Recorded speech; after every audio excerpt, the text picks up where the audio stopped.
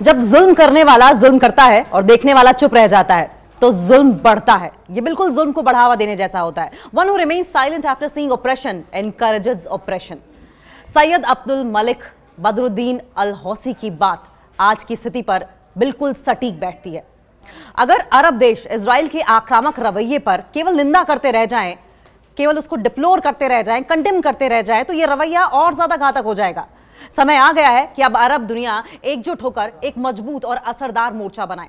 Yemen के Ansarullah आंदोलन के प्रमुख Syed Abdul Malik Badreddin al हौसी ने कतर पर इजरायली आक्रमण के जवाब में फारस की खाड़ी के आसपास के देशों की कमजोर प्रतिक्रिया की कड़ी आलोचना की है। उनका यह कहना है कि अगर इजराइल अटैक कर रहा था तो उस अटैक का जवाब दिया जाना चाहिए था, उसे कंडेम्ड करके छोड़ नहीं देना चाहिए था।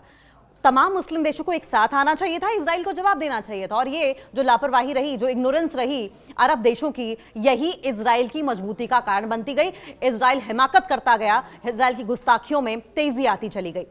अरब देशों की निष्क्रियता और इजराइल का आक्रामक रवैया, इस पर चलिए बात करते हैं। Syed Abdul Malik Badreddin al हौसी का यह बयान कि अरब देशों की निष्क्रियता ने इजरायली सरकार को और ज्यादा अहंकारी बना दिया है, और ज्यादा अहंकार से और ज्यादा इस टाइम पे अगर आप देखें तो अहंकार में एक के बाद एक ऐसे कदम उठाती जा रही है जिसमें न जाने कितने मासूम लोगों की जाने जा रही हैं। और अरब कंट्रीज क्या कर रही हैं? सिर्फ डिप्लोर कर रही हैं, सिर्फ कंडेम कर रही हैं। और इसी के खिलाफ आज इन्होंने ये बयान दिया है। आज के अगर भू राजनीतिक संदर्भ की बात करें, जियोपॉलिटिकल सिचुएशन की बात करें, तो ये सिचुएशन बहुत ही महत्वपूर्ण है। और इसमें केंद्र पर कौन बैठा है? इजराइल।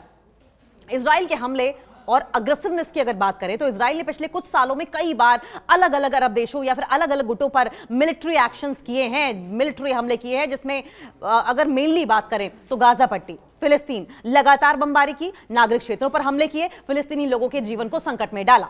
लेबनान, हिजबुल्लाह के खिलाफ कार्रवाइयों के नाम पर लेबनान के अंदर एयर स्ट्राइक्स की। सीरिया, ईरान समर्थित बलों या फिर हथियारों के डिपो पर हमलों के बहाने सीरियाई संप्रभुता, सीरियाई सॉवरेनिटी को खतरे में डाला, सीरियाई संप्रभुता का उल्लंघन किया। ईरान इनडायरेक्ट तरीके से, नॉट डायरेक्टली, साइबर अटैक्स किए ईरान पर, वैज्ञानिकों की हत्या की, साइंटिस्ट को मारा, उनकी जान को खतरे में डाला। और इसके साथ साथ रीजनल छद्म युद्ध, अरब देशों की निष्क्रियता का असर दिखाई दिया। कई प्रमुख अरब देश जैसे कि उसमें सऊदी अरेबिया हो गया, यूएई, संयुक्त अरब अमीरात, इजिप्ट, मिस्र और जॉर्डन या तो चुप हैं या तो इजराइल से संबंध सुधारने की नीति अपना रहे हैं।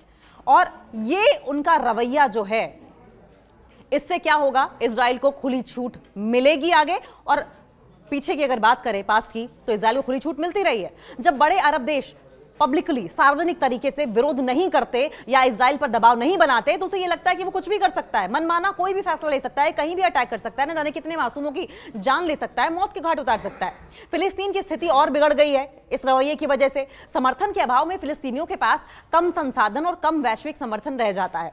और इसीलिए बार बार आज आवाज उठ रही है कि तमाम अरब देशों को, तमाम मुस्लिम कंट्रीज को इजराइल के सामने, इजराइल के खिलाफ एकजुट होना चाहिए, एक्शन लेना चाहिए।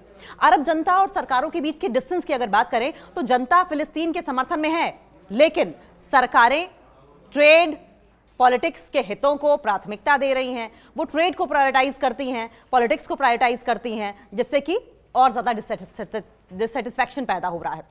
अरब देशों को एकजुट होने की जरूरत क्यों है इस वक्त? राजनीतिक दबाव बनाने के लिए सबसे बड़ी बात यह है कि इजराइल को प्रेशराइज करने की बहुत ज्यादा जरूरत है। अगर अरब देश एकजुट हो गए तो जाहिर है एक बड़ा प्रेशर न सिर्फ इजराइल पर पड़ेगा, इजराइल के आका अमेरिका पर भी पड़ेगा। अगर अरब लीग की बात करें, ओआईसी इस्लामिक देशों का संगठन है, एक मत होकर इजराइल के खिलाफ अगर बयानबाजी करे, दबाव बनाए, तो शायद इंटरनेशनल फोरम पर भी इसका असर होगा। अगर आर्थिक दंड की बात करें, इकोनॉमी के लिहाज से प्रेशर बनाने की बात करें या सजा देने की बात करें, तो ये एक ऑप्शन हो सकता है। अरब देशों के पास एनर्जी रिसोर्सेस और आर्थिक ताकत का उपयोग का एक ऑप्शन है। आर्थिक ताकत का उपयोग करके इजराइल और उसके सपोर्टर्स पर दबाव बनाने की शक्ति है, जिसका इस्तेमाल वो कर सकता था, करना चाहिए भी था, लेकिन कर नहीं रहा है। सामूहिक सुरक्षा की भावना जरूर इन अरब देशों में आनी चाहिए, एकजुटता की भावना अरब देशों में आनी चाहिए। अगर इजराइल किसी एक अरब देश पर हमला करता है तो बाकी के अरब देश चुप रहते हैं, तो वो अगली बार किसी और देश पर हमला करने के लिए प्रोत्साहित हो जाता है। एकता ही सुरक्षा की गारंटी है, ऐसा माना जा रहा है। Unity is strength. और अब समय आ गया है कि अब तमाम मुस्लिम देशों को, अरब देशों को एकीकृत होना चाहिए, ऐसा कहते हुए नजर आए हैं। इजराइल कैसे पा रहा है बढ़त? अरब देशों की निष्क्रियता के कारण? सवाल यह है। अरब देशों की कमजोर या निष्क्रिय प्रतिक्रिया की अगर बात करें तो यमन के अंसारुल्लाह आंदोलन के प्रमुख Syed Abdul Malik Badreddin al हौसी ने कहा है कि फारस की खाड़ी के आसपास के देशों की प्रतिक्रिया इजराइल के आक्रमण के खिलाफ बहुत कमजोर रही है। जो रिएक्शन आना चाहिए था वो रिएक्शन आया नहीं है। इसका मतलब यह है कि बड़े और शक्तिशाली अरब देश इजराइल के खिलाफ बहुत ही कड़ा, स्ट्रिंजेंट और प्रभावी इफेक्टिव विरोध नहीं कर पा रहे हैं। विरोध कर तो रहे हैं लेकिन वो किसी काम का नहीं है। राजनीतिक और आर्थिक हितों की प्राथमिकता, कई अरब देश अपने राजनीतिक और आर्थिक हितों, जैसे कि ट्रेड की हम बात कर रहे थे, तेल व्यापार हो गया, वैश्विक सहयोग हो गया, वर्ल्ड लेवल पर कॉर्पोरेशन और अमेरिका के साथ संबंध को ज्यादा प्रायोरिटी दी गई, बजाय कि अरब देशों ने अपनी सुरक्षा को प्रायोरिटी दी। और यही वजह है कि आज इजराइल के हौसले इतने बुलंद हैं। वे इजराइल के खिलाफ सीधी टकराव की जगह डिप्लोमेटिक बातें करते हैं, डिप्लोमेटिक स्तर पर सौहार्द बनाए रखना चाहते हैं। इससे इजराइल को लगता है कि वो किसी बड़े खतरे के बिना अपनी नीतियां चला सकता है। फिलिस्तीन के समर्थन में कमी, जब तक अरब देशों में एकजुटता नहीं दिखती तब तक फिलिस्तीन को अंतरराष्ट्रीय लेवल पर पर्याप्त समर्थन नहीं मिलेगा।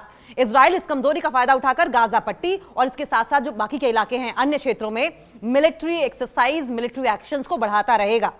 अब एक और रीजन है इजराइल की बढ़ती आक्रामकता।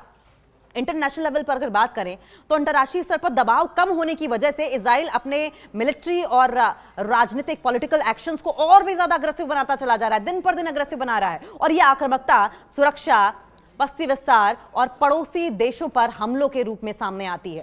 अरब जनता और सरकारों के बीच में संतुलन ही नहीं है।